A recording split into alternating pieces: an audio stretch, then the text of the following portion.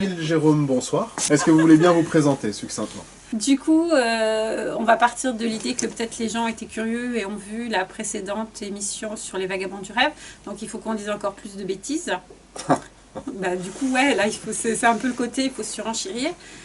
Donc, Sybille Marchetto. En premier, je dis toujours, parce que tout le monde l'oublie, je suis d'abord écrivaine.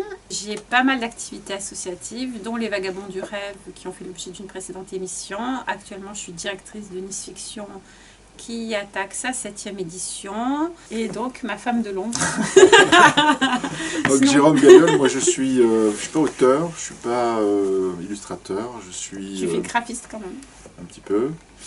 Je suis investi dans le jeu de rôle, dans le monde du jeu de rôle depuis 30 ans, en tant que joueur évidemment, et puis aussi membre d'associations diverses et variées qui ont essayé d'œuvrer pour faire découvrir ce hobby à tout le monde, à tous les Français, parce que ça vaut le coup. Qu'est-ce que c'est l'investissement bénévole, associatif? Ça coûte quoi? Ça apporte quoi personnellement? Ouais, carrément, la question, vaste, là, tu vois, t'as pas un petit angle d'attaque, non? Non, ça Allez. va pas. Le monde associatif, c'est partager avec les autres passionnés en termes de jeu de rôle. Je parle du jeu de rôle puisque c'est mon domaine. Puis c'est tourné vers le monde intérieur, donc les autres passionnés, et c'est tourné aussi vers le monde extérieur, puisque... Le monde intérieur, c'est pas mal ça. Oui, le microcosme, quoi, des joueurs. Et puis tourner vers l'extérieur parce que un loisir comme le jeu de rôle, qui est assez peu connu, même si ça s'améliore, a besoin d'être découvert par le plus grand nombre. Tu parlais du coût, c'est un investissement assez important, mais très gratifiant aussi. Partager sa passion, c'est toujours quelque chose d'exaltant. En fait, le problème, c'est que j'ai pas une vision aussi, tu vois, lui, là, il te sort un truc, un monde intérieur et tout ça, tu vois, ça fait vachement bien. Et tout. Moi, c'est plus, tu sais, une fois que tu es tombé dedans, tu t'es pas aperçu que tu es tombé dedans, et puis c'est presque trop tard. Donc mon investissement bénévole, en fait, donc je l'ai dit dans la précédente vidéo, il commence en 1990 avec la tribune des Vagabonds du Rêve, que j'ai fait pour des motifs totalement égoïstes, hein, avec le recul, comme j'ai dit. J'avais envie d'avoir un journal, je savais pas pourquoi, mais j'en avais envie. Donc j'ai commencé par avoir envie d'avoir un journal. En 1991, je fais une rencontre avec le France Sud Open, dont je vais reparler, je pense, puisque ça va être...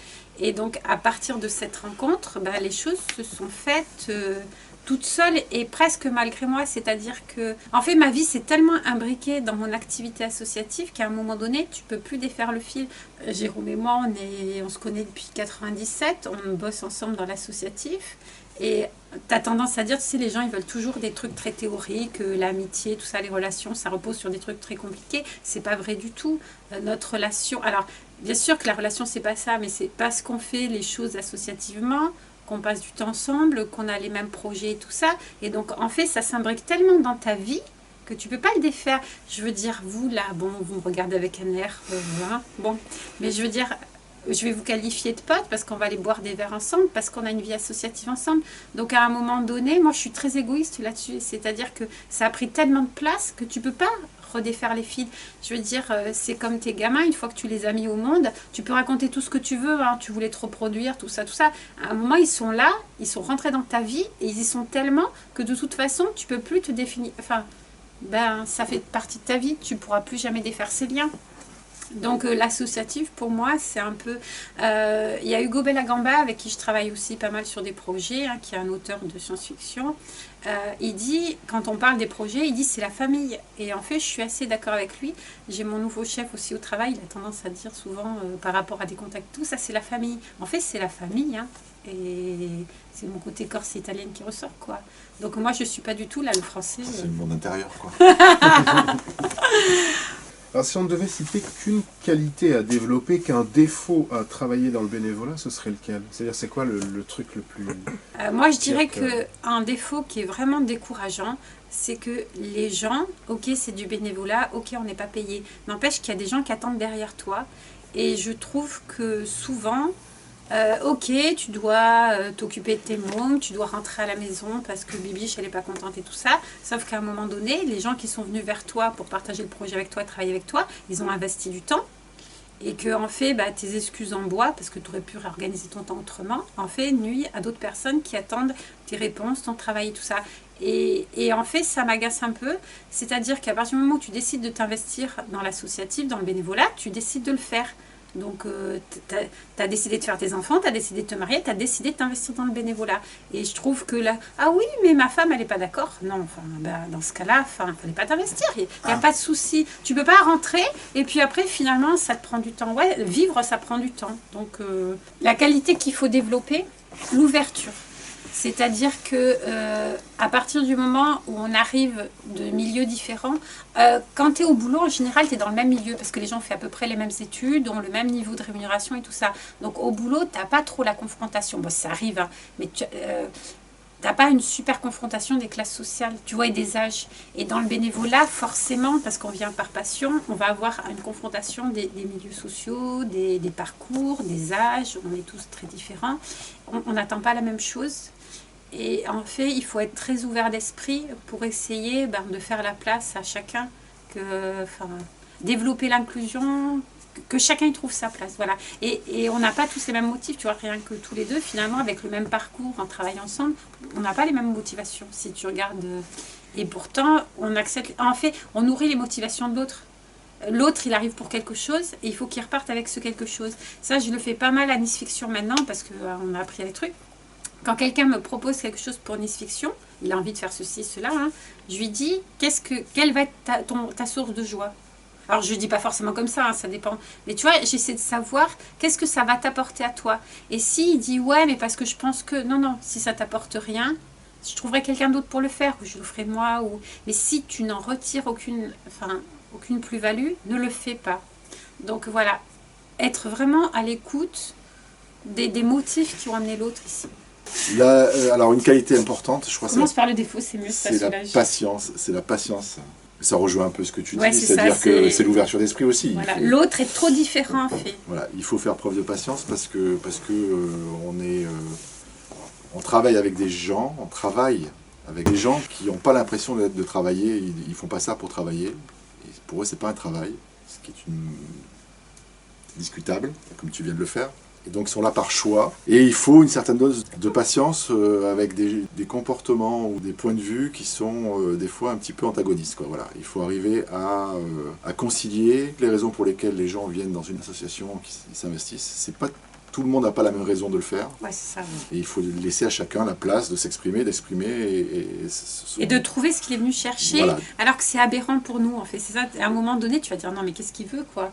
Et en fait, il faut quand même qu'il reparte chacun avec. a ses points de vue et il faut que chacun puisse s'exprimer. Voilà. Et reparte avec un truc. Et le défaut, en fait, c'est la fermeture d'esprit. Alors, on va voilà, redire la même chose, mais voilà, le défaut principal, c'est ça, c'est de ne pas écouter les autres et de vouloir imposer ses vues. Du coup, tu dis pas la même chose que moi. Ouais, j'ai retourné dans l'autre sens. C'est un peu retourné dans l'autre sens. La hiérarchie et le bénévolat, ça peut paraître un petit peu antinomique.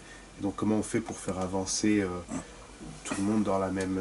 il s'étouffe là pendant que tu poses des questions. Dans la même direction, dans une association. Être le chef sans réellement être le chef, parce que c'est... Alors juste, je vais te couper. Tu peux pas être le chef sans être réellement le chef. T'es le chef ou t'es pas le chef. À un moment donné, le management, c'est du management. T'es chef ou t'es pas chef. En parallèle à mon activité associative, j'ai aussi une expérience du management dans le travail. Pour moi, si tu veux, si le paresse, c'est pas bon. Si tu veux, dans le bénévolat, il faut appliquer les mêmes méthodes de bon management. Enfin, moi, j'ai découvert au boulot, c'est que tu as des bons et des mauvais managers. Et tu as des managers, ils sont vraiment nuls. Je pense que ça, on en a tous fait l'expérience. Il y a des gens, il y a des petits chefs qui croient que tu fais travailler les gens par la terreur et tout ça. C'est pas vrai. Tu fais travailler les gens quand ils sont fiers du travail qu'ils accomplissent. Et moi, mes meilleures expériences de management, c'est quand avec mon équipe, on est fiers. Chacune est libre de faire des propositions, de ne pas être d'accord, de s'investir, et on est globalement fiers tout ensemble quand on a fait tant de dossiers, quand on a fait de trucs. Et en fait, ces méthodes de management qui sont le bon management au travail, si tu es un bon manager, tu l'es dans ta vie, même de tous les jours. Je veux dire, quand tu organises un truc, quand tu pars en vacances avec tes amis, tout ça, tu es bon ou tu n'es pas bon. Quand tu sais valoriser les gens, quand tu leur donnes une place, tu es bon. Et dans l'associatif, on en a parlé, nous, enfin je pense, voilà, on considère que c'est un travail. C'est pas parce que ça ne te rapporte pas d'argent qu'il faut le faire moins bien. Tu dois être à l'heure, tu dois rendre le travail sur lequel tu t'es engagé. Et donc, si tu es un bon manager, tu l'es. Et si tu es un mauvais manager au bureau, si tu cries sur les gens, si tu leur fais peur, si tu leur mens, eh ben, tu es un con en associatif, quoi. Enfin...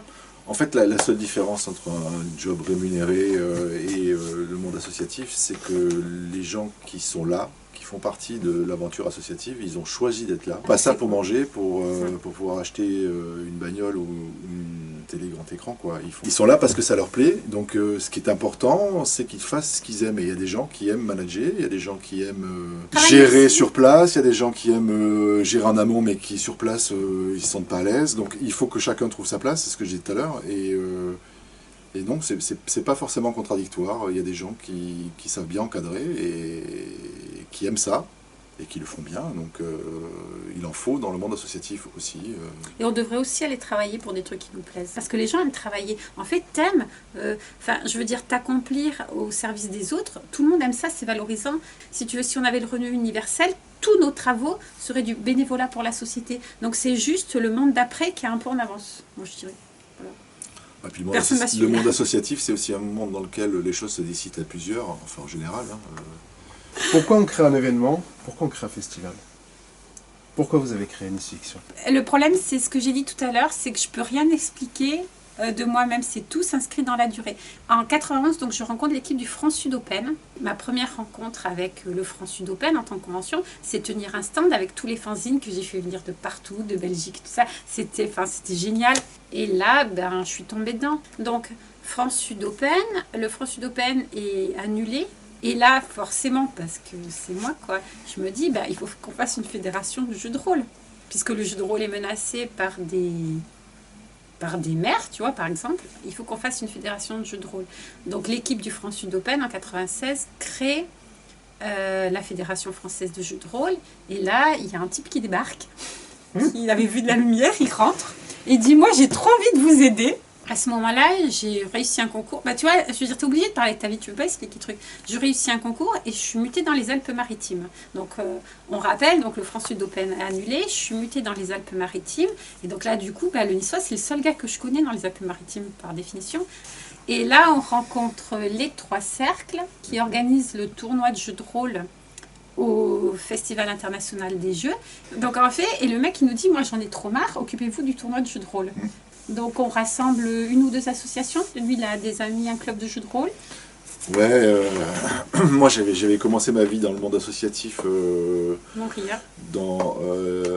avait créé un club entre rôlistes dans mon cercle de joueurs, qui n'était pas très actif. Enfin, c'était des potes qui étaient ensemble et on voulait faire un petit fanzine, tout ça. Enfin bon, on s'essayait un petit peu, quoi. Ça n'a pas été diffusé, mais... fait un fanzine, ouais. Si, on a 2-3 numéros qui sont sortis. Ouais, je te jure.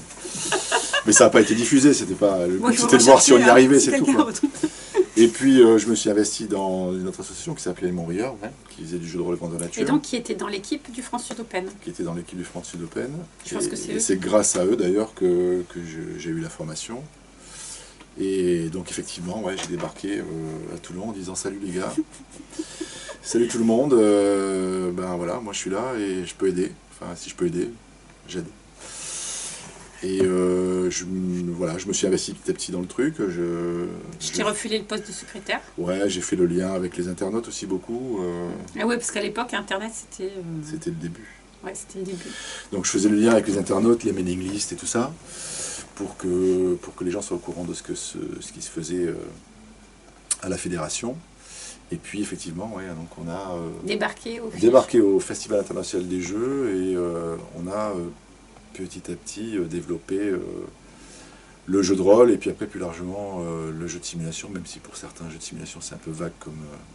Voilà, donc, et donc en fait c'est le pré-Graal. Voilà, et c'est le pré-Graal, donc ça a fonctionné quelques années avec de plus en plus d'associations qui nous ont rejoints, jusqu'au moment où on s'est dit qu'il y avait vraiment beaucoup de potentiel et qu'il fallait réunir tous ces gens-là dans un mouvement qui aille dans le même sens et pas forcément que lors du Festival international des jeux de Cannes. Donc on a créé le Graal comme une espèce de fédération d'associations qui veulent promouvoir leurs loisirs autour du jeu de simulation. Voilà. Je suis resté très longtemps dans le Graal, donc après Sybille est revenue pour me dire tiens, si on faisait un festival à Nice... Moi je suis pas comme lui, c'est-à-dire lui il peut rester 20 ans sur un projet. Moi, comme je disais tout à l'heure, c'est exactement donc dans l'autre émission sur les vagabonds, la discussion qu'on a eue, c'est lui en tant que consommateur, le truc doit durer le plus longtemps. Moi je pense qu'un créatif, tu vois, il faut pas s'épuiser. Donc on est vers 2013 Et ouais, c'est à 2013. Et en fait, je discute avec des copines. Moi, j'ai vraiment envie de faire un festival d'imaginaire. Et je suis plus orientée vers la promotion de la nouvelle. j'ai une copine qui me dit, même pas une copine, hein, une très très bonne amie, qui me dit, moi, j'ai le lieu pour faire un festival. Et ce lieu, ben, c'est un campus universitaire. Et elle me dit, voilà, c'est le lieu idéal, ce qui est vrai, enfin je pense, hein, l'expérience Nice Fiction l'a prouvé. Elle a le lieu. Donc je dis, ok, ben deal. Hein. Je veux dire, ça fait 20 ans que j'emmerde tout le monde pour faire un festival. Si tu me proposes le lieu, c'est parti, on va le faire. Du coup, je me pointe au tournoi de jeux de rôle, Fiche 2014. Et puis je regarde toutes ces tables étalées, tu vois, tous ces gens qui jouent et tout ça. Et je me dis, c'est bien la littérature. Mais de toute façon, j'ai toujours été moitié-moitié, quoi. Mais je me dis, putain, le jeu de rôle, c'est bien aussi, quoi. Et là, je réalise, parce que des fois, tu réalises pas vraiment que le gars à côté, là, tu vois, ça fait 20 ans qu'il est toujours sur ce truc de jeu de rôle. Et donc là, je suis allée le trouver et je lui ai dit, mais enfin, tu veux pas aller faire du jeu dans mon festival? Et comme il répond toujours oui. Bah oui. Ben oui. Voilà. De quelles ressources a-t-on besoin? Quelles sont les tâches à remplir pour organiser un événement? Je dirais, le plus important, c'est quand même le lieu. Parce que tant que tu n'as pas de lieu, en fait, tu peux faire tous les projets que tu veux, il faut les poser quelque part et que ce soit assez grand. Et une fois que tu as posé la contrainte du lieu, ben, il y a la contrainte du coût du lieu. Combien on te le loue? Est-ce qu'on te le cède gracieusement? Donc nous, à Nice Fiction, on a la chance d'avoir un partenariat avec l'université. Donc on est accueillis gracieusement. Bah, pour moi, c'est le lieu et les ressources humaines, quoi, les gens. Ouais, mais il faut que tu le payes ton lieu. Après l'argent, il vient, bon, ouais. Ça, ouais. On arrive à faire des choses avec peu d'argent, on se débrouille, on demande, on pleure, on quémande, bon, voilà, il y a des solutions. Mais il faut avoir une équipe, quoi. Et puis il faut avoir des idées aussi, c'est important. Une programmation culturelle. Ben, la programmation, ça vient beaucoup plus tard. C'est-à-dire, déjà, tu as un lieu. Donc, tu rassembles des gens. Parce que, clairement, c'est vrai que si tu es tout seul, tu vas rien faire. Donc, derrière chaque personne, tu as toujours au moins une équipe. Moi, je pense, alors on peut tourner ça comme on veut, mais le carnet d'adresses, ça compte. Je suis pas sûre que Nice Fiction aurait pu se développer si j'avais pas le carnet d'adresses. Et c'est là où, quelque part, je regrette pas de ne pas l'avoir fait plus tôt. Parce que si tu réfléchis, moi, à 20 ans, je voulais déjà le faire. Mais on va dire les différentes expériences, tu vois, la littérature SF, tout ça, ça m'a quand même permis d'accumuler sur 20 ans. Enfin, voilà, dans le milieu de l'SF, les gens, j'y connais depuis 20 ans. Donc, je pense pas que j'aurais pu faire Nice Fiction en déboulant, tu vois, comme ça. À partir du moment où tu as le lieu et tu as l'équipe, les choses s'organisent un peu d'elles-mêmes autour du projet. Ouais, parce que dans l'équipe, il peut y avoir des gens qui ont un carnet d'adresse aussi. Voilà, et après, il y a un effet boule de neige, il y a des gens qui viennent se proposer, qui ont des idées, qui ont des projets. Ils savent comment trouver de l'argent. Ça peut marcher ou pas, mais en tout cas, l'amorce est faite, le projet est démarré vraiment, et là, bon, voilà. Et après, il faut gérer, calmer les ardeurs, essayer de pousser un peu ceux qui sont un peu timides, enfin bon, voilà, et puis ça décolle, quoi. Comment on fait pour gérer la relation avec les institutions, obtenir des autorisations, des subventions? Du coup, nous, on est mal placés pour en parler parce que déjà, on est accueillis par l'université, ça veut dire qu'il n'y a pas de côté autorisation. C'est-à-dire à partir du moment où l'université décide qu'un événement a lieu chez elle, il a lieu chez elle. Donc, on n'a pas de relation, tu vois ce que je veux dire, il n'y a pas de côté autorisation ni rien. Sur les subventions, on n'est pas super fortiche, mais on a quand même obtenu... On n'est pas super fortiche, mais... On s'est pas si mal débrouillé. Ouais, bon, on s'est pas si mal débrouillé. On a beaucoup essayé les subventions, on a fait beaucoup de dossiers, on a essayé de présenter les choses sous différents angles, on a essayé d'aller voir les responsables. On les a eu des années, puis on les a perdus, et puis...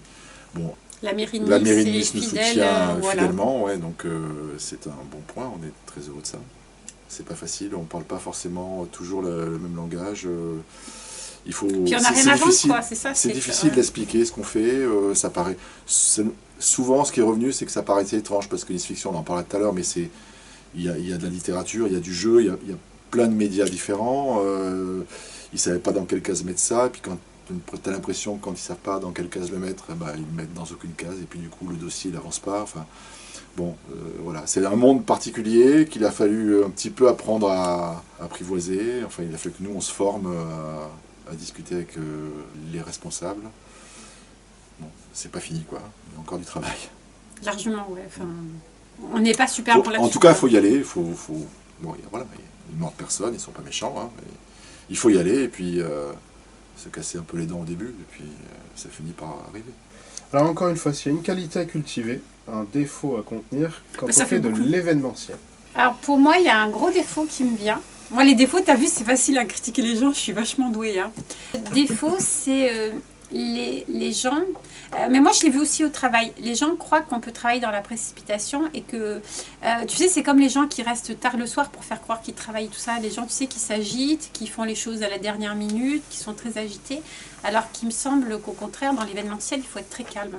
Très calme parce que n'importe quoi... Nous, on l'a testé à chaque Nice Fiction, il nous est arrivé un truc d'un autre monde. Mais, et quand je dis un truc, à un moment, ça a été... Et là, ça c'était triste, tu vois, mais il y a eu les attentats, donc il y a eu des répercussions sur Vigipirate et tout ça. Donc chaque année, on a affronté au moins une ou des difficultés, mais un truc, tu vois, que tu n'as vraiment pas prévu. Et donc, face au stress, face à des situations inattendues, pour moi, le plus important, c'est de garder son calme, se détendre, respirer, se dire que s'il y a par exemple des trucs que tu dois annuler, par exemple, si un conférencier n'arrive pas, il n'arrive pas, c'est pas la peine de hurler, de tourner en rond. Je veux dire, tu remplaces, tu te tournes autour de toi. Est-ce que quelqu'un peut remplacer la conférence? Donc, restez toujours très, très calme. Pour moi, voilà, l'organisateur d'événements, c'est quelqu'un de... Self-control. Le monde s'écroule autour de toi. Tu sais, il y a les piliers qui tombent et tout ça, les gens courent dans tous les sens. Et toi, tu es là. Le défaut, c'est être un peu agité, et donc la qualité, ce serait le self-control. Ben oui, du coup, voilà, t'as vu, j'ai fait ça d'un coup. Elle pique toutes mes idées. Là. Elle ne devrait pas répondre en premier. Tant pis pour toi, tu vois, ça c'est la rapidité.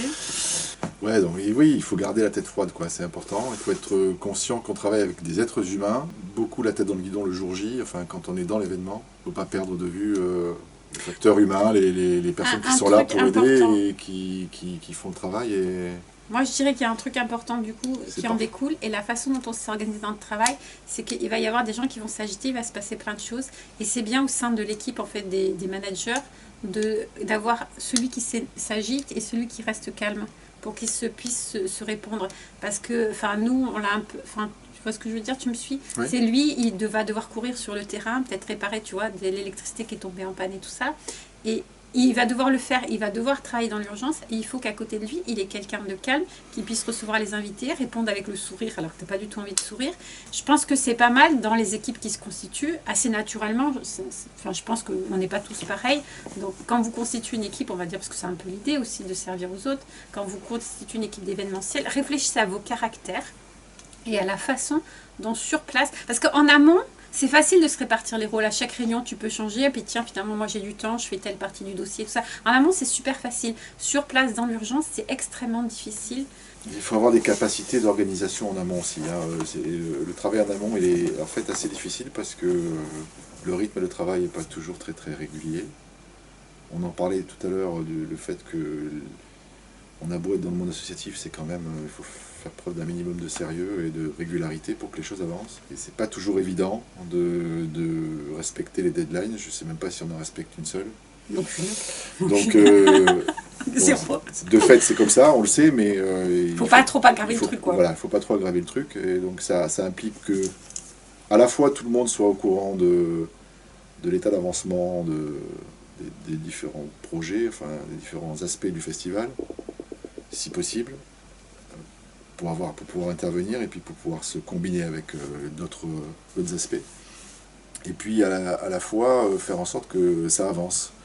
Et certains ont des disponibilités, des créneaux qui sont assez restreints. Et voilà, il faut arriver à manager ça pour que ça ne devienne pas non plus une contrainte et une souffrance et quelque chose de subi d'organiser, de faire partie de l'organisation du festival. Mais tout en faisant respecter quand même un minimum de délai et de rigueur, quoi. Est-ce que vous pouvez nous dire quelques mots de Nice Fiction ? Dans Nice Fiction, du coup, on a pas mal parlé de la genèse, hein, comment c'est venu, parce que j'en avais trop envie, et que lui dit toujours oui, donc voilà, tout simplement. Donc Nice Fiction, c'est... alors au départ, c'est notre projet à nous, hein, parce qu'il faut quand même appeler un chat un chat. Donc c'est la vision de notre festival idéal, forcément.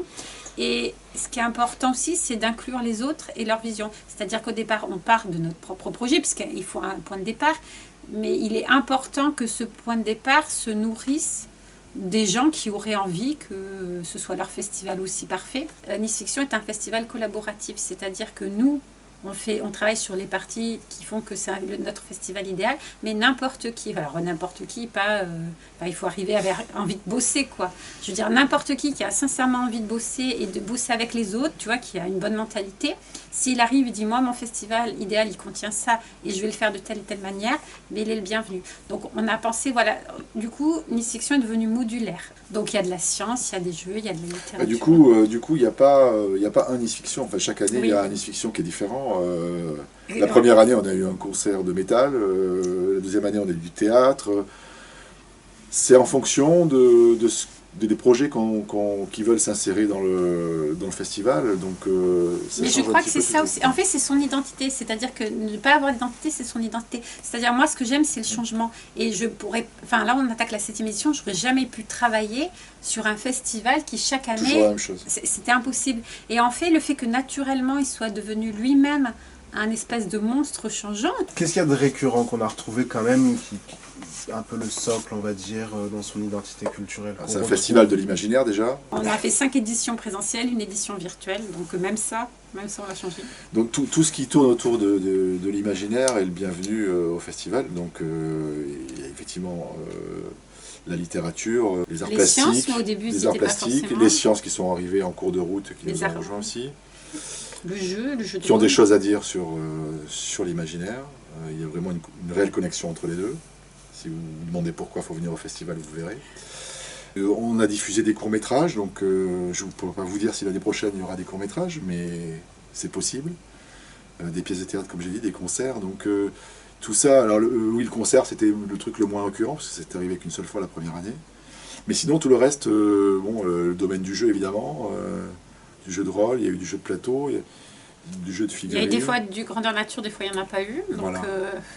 en C'est très fait, changeant, on ne sait ouais. jamais ce qu'on va trouver. Enfin, il y a un programme quand même, hein, mais c'est changeant. Donc, voilà. Et Le fil directeur, c'est les conférences et les tables rondes. Ça, c'est quelque chose de très récurrent. Oui, mais autour des thèmes qui finalement sont abordés. C'est-à-dire que si une Voilà. année il y a plus de jeux de rôle, il y aura plus de conférences sur le jeu de rôle. Enfin, ça les arts découle. plastiques et le jeu, c'est un peu le cœur du truc. Mais bon, c'est pas écrit, quoi. Dès le début, on s'est dit qu'on faisait ce festival. Sybille, moi, et puis toutes les personnes qui nous ont rejoints. L'objectif, c'était de se faire plaisir, quoi. On réalise des choses pour nous, pour les autres, et on y trouve un certain plaisir. Si ça devient une contrainte et quelque chose de récurrent qui doit être toujours formaté pareil. Oui. Mais si à un moment on se dit qu'on est trop limité, tu vois, si on fait mal un truc, tu vois, si on l'exploite mal, ben on le refait pas l'année d'après. Et peut-être que, tu vois, 2 ou 3 ans plus tard, tu as un bénévole qui débarque et qui le fait super bien. En fait, on ne veut pas de récurrence. Nice Fiction, c'est un festival collaboratif, expérimental, transmédia, c'est un joli mot, transmédia, sur l'imaginaire, à propos de l'imaginaire, qui regroupe des artistes, des universitaires, des auteurs, des performeurs aussi, et des passionnés, autour de conférences, d'ateliers, de projections. C'est quoi l'envie secrète que vous avez pour la prochaine ou les prochaines éditions Ben moi, mon envie, ce serait qu'il y ait des gens qui voient ce truc-là, et qui viennent nous rejoindre, et qui apportent des idées et des savoir-faire, et qui viennent participer à l'aventure. Moi, c'est pas une envie secrète, il me reste du temps pour répondre. On va développer, c'est pas du tout secret, on va développer l'aspect international et l'aspect bilingue. Donc lui, il parle pas anglais, mais on va parler anglais et français, et on va essayer vraiment d'explorer l'international. Est-ce que vous pouvez citer 3 associations et ou événements qui vous parlent par leurs activités, par ce qu'elles font? Du coup, je vais commencer par les Utopiales, puisque c'est le festival d'imaginaire en France, et qu'on y va chaque année, sauf cette année, puisque c'est un peu particulier, enfin, ils ont une jauge limitée d'événements, mais donc je commence quand même par celui-là. Alors moi, il y a le festival d'astronomie de Florence. J'y vais pas chaque année, parce que c'est loin et c'est cher, mais c'est un festival d'astronomie dans le Gers, et qui est dédié à l'astrophysique, et voilà, c'est des trucs qui m'intéressent beaucoup, et j'aime beaucoup ce festival. Je vais citer Fantasticware, dont la première édition était cette année. Je pense qu'ils ont été contraints. Alors, j'ai pas eu le retour sur l'événement lui-même et tout ça. C'est un festival qui s'est posé. Donc, il y a beaucoup de festivals imaginaires, on ne peut pas s'amuser à tous les citer. Il s'est posé la question de la représentation queer au sein des littératures de l'imaginaire. Donc, malheureusement, on va dire dans cette période-là, c'est pas la meilleure période pour lancer des festivals, mais c'est vraiment des initiatives qui ont un poids politique important. Et donc c'était à Strasbourg. Je pense faire l'effort d'y aller. Enfin voilà, si ça se débloque un peu la situation. Il faut aller dans les festivals, c'est voilà, important. Déjà, ouais, faut y aller. Faut y aller. Donc c'est vachement bien. Allez-y. En termes associatifs, moi j'ai un passé de gralien. Donc moi j'aime toutes les associations du coin. Voilà, je les ai toutes connues, plus ou moins. Il va nous faire le côté là, c'est bébé, il a changé qui les en ont fait couches, partie et qui ont animé le milieu ludique de la région. Donc je trouve qu'ils sont tous formidables. Et moi j'aime beaucoup le Graal parce que j'y ai participé. Donc c'est de l'autopromo, je suis désolé sur la chaîne du Graal, mais donc vive le Graal. Non, j'en sais rien, parce qu'il y a tellement de choses à citer, tellement d'initiatives importantes, tout ça. Moi, ce que j'essaie de faire, c'est un peu répartir mes dons dans l'année. Ah si, je vais citer, tiens, en plein dans l'actualité, mais bon, je ne sais pas quand la vidéo sera diffusée, on a The Event 2020 qui a rassemblé pour Amnesty International 5 millions 3. Ouais. Et donc ça, moi je trouve c'est génial, ça montre vraiment que les gens ont du cœur. Donc oui, voilà. Je pense que ça se sera vu dans cette interview, on se connaît bien, on a tous partagé le Graal, Nice Fiction, plein de projets ensemble. Donc c'était un plaisir de vous recevoir. Je précise qu'on n'est pas du tout neutre ou objectif donc dans cette interview vu qu'on se connaît bien. On remercie JSST Jeux de nous avoir reçus. Jérôme, Sybille, merci. Salut, merci.